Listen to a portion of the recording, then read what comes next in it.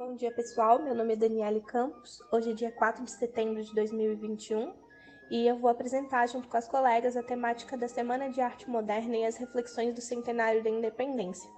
Acho importante começar essa explanação com um pouco do contexto da época, que tinha em si ali o final da Primeira Guerra Mundial, que trazia várias consequências econômicas para dentro do Brasil, a diminuição de importações, que impulsionou o processo de industrialização em países como o Brasil, por exemplo, e a questão do nacionalismo emergente aqui dentro, nacionalmente, por conta dessas influências externas, né?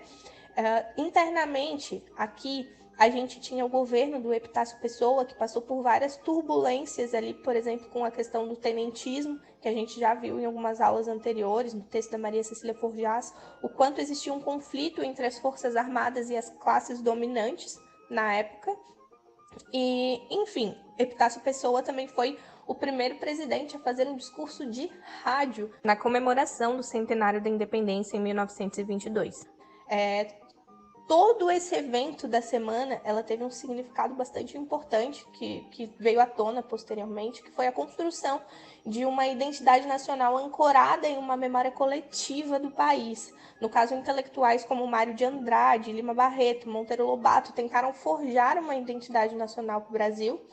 E a grande divulgação do Centenário da Independência, por exemplo, ele ajuda a reforçar toda essa questão, mostrando a qualidade dos produtos e os diferentes estilos que tinham no Brasil. E a gente vai explicar um pouquinho melhor isso para vocês. Graça Aranha, um dos intelectuais da semana, ele veio trazer o ser moderno como alguém que está em constante evolução. Ele também foi alguém que esteve ali mediando o convívio entre os intelectuais de São Paulo e do Rio de Janeiro, já que São Paulo foi considerado o centro do modernismo no país, ainda que Rio de Janeiro fosse a capital. Então existia uma rivalidade entre os envolvidos ali, mas também existia um diálogo bastante legal entre os intelectuais da época. Olá, meu nome é Maria Luísa. Vou comentar um pouco sobre o cenário artístico da semana e também os desdobramentos que ela ocasionou no país. Mas antes de começar a falar realmente da semana, cabe comentar sobre a exposição de Anita Malfatti. Ela ocorreu entre dezembro de 1917 e janeiro de 18. É importante citá-la, já que ela pode ser apontada como o começo desse olhar do Brasil para a arte moderna e o começo também da união entre os intelectuais da época. Agora sim, a Semana de Arte Moderna. Ela aconteceu no Teatro Municipal de São Paulo, durante a semana de 11 a 18 de fevereiro de 1922. Houveram exposições de pintura, escultura, arquitetura, além de também apresentações musicais e literárias. O objetivo da semana é renovar o estagnário cenário artístico nacional e derrubar os antigos cânones que vinham sendo seguidos desde o século XIX.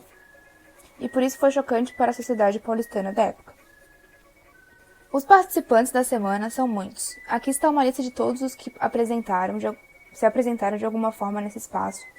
E também aqui algumas obras. Esculturas do grandioso artista Victor Brecheret e pinturas de Di Cavalcanti, Anita Malfatti e Zita Aita. Já se sabe que a semana foi muito importante na história do Brasil, mas quais são as reais reverberações e a herança deixada pela semana?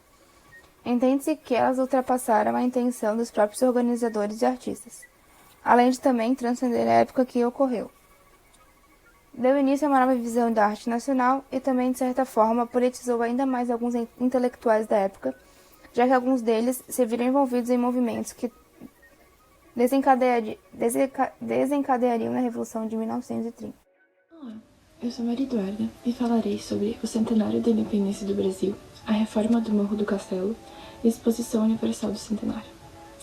Com a aproximação do centenário da independência, começaram os debates sobre a modernidade e a construção de um país mais moderno. Muitos acreditavam numa construção de uma identidade nacional e em um Brasil moderno que só poderia ser alcançado depois de uma reconstrução da nação brasileira. Uma reconstrução não só metaforicamente falando, mas literalmente também. Assim, o governo desenvolveu várias propostas de reformas pelas cidades brasileiras, não só para mostrar os avanços da nação, mas também para tentar apagar as manchas que o colonialismo deixou para trás. No final, decidiu-se reformar o Morro do Castelo, local importante na memória carioca, pois foi um dos pontos de fundação da cidade ainda no século XVI, para que Rio de Janeiro, capital do país na época do centenário, se tornasse a apoteose o centro da modernidade brasileira. Após muito debate, somente parte do morro foi demolido e, em seu lugar, foi inaugurado a Exposição Universal, em 7 de setembro de 1922. Com essa reforma, milhares de pessoas, em sua maioria pobres, ficaram desalojadas. O objetivo da Exposição Universal era dar testemunho ao grau de modernidade e civilização que o Brasil desenvolveu nesses 100 anos de independência.